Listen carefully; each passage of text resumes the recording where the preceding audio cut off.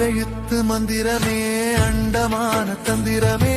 ஆறெழுத்தில் அடங்கி நிற்கும் ஆறுபடை வீரனே ஆறெழுத்தை உணர்ந்த பேர்க்கு அச்சம் ஏதும் இல்லையே ஆறுமுகம் வந்து காக்க வேறு தெய்வம் வேண்டுமோ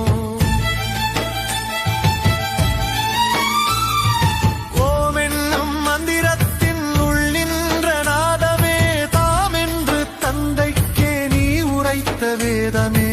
ஆமென்று ஏற்றுக்கொண்டால் அறியாமை ஓடுமே வேலென்றே நினைக்க முக்தி வாசலும் திறக்குமே